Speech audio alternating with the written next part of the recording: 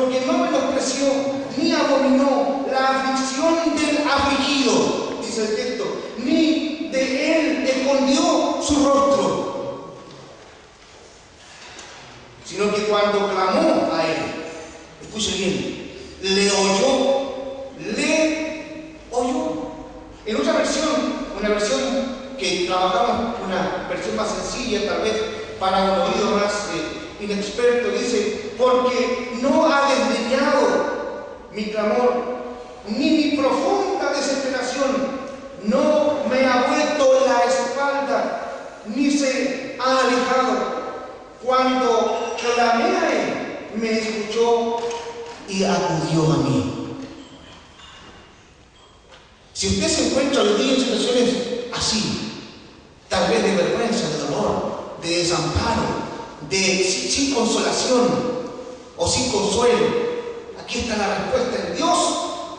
El salmista, aunque está pasando momentos difíciles, dolorosos, ¿no?, adversos, él mantiene su esperanza en el Señor. Otra versión, la versión Nueva Versión Internacional, dice lo siguiente: porque él, hablando del versículo 24, porque él no menosprecia,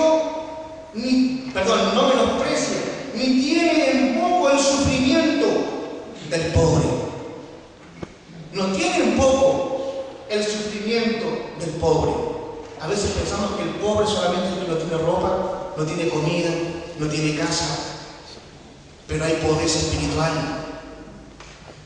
hay pobreza de ánimo, hay pobreza de consuelo, ¿o no? Hay pobreza de un amigo, hay pobreza de una palabra especial.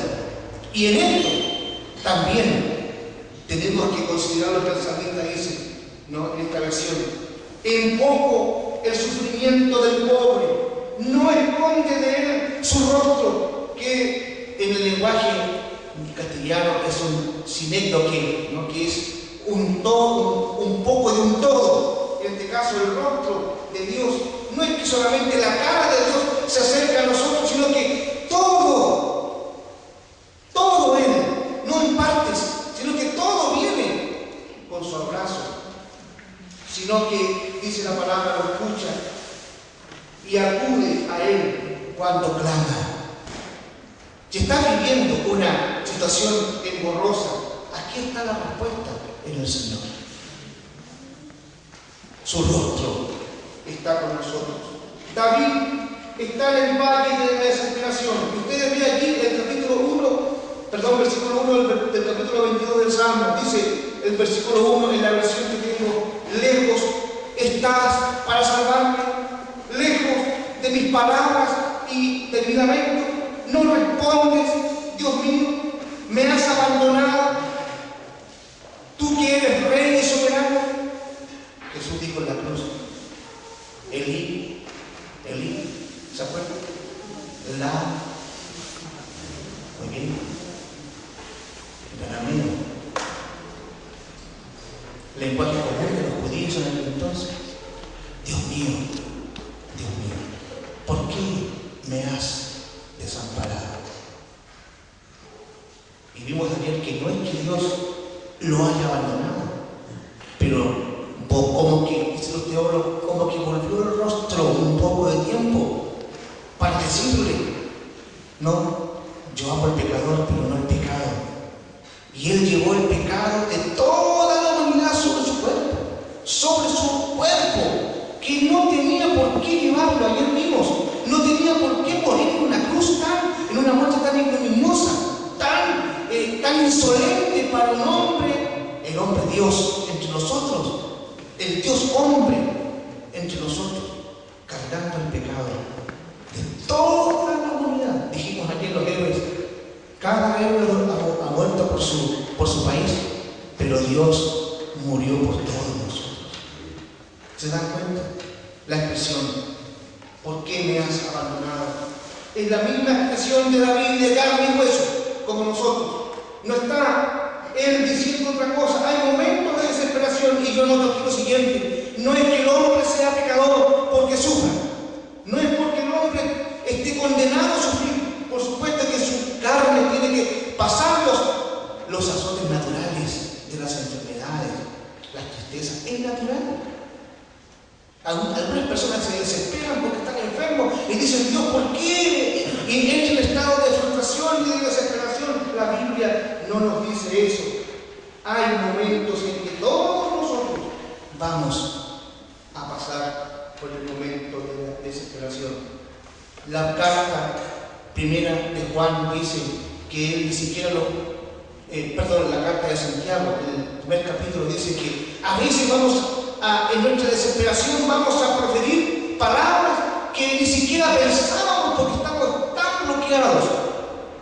Pero cuando pasa el momento, nosotros clamamos al Señor y Él nos va a responder sin reproches a nuestra oración. Por eso, hermanos y amigos, detengámonos allí en la expresión del capítulo número 22, en el versículo 24.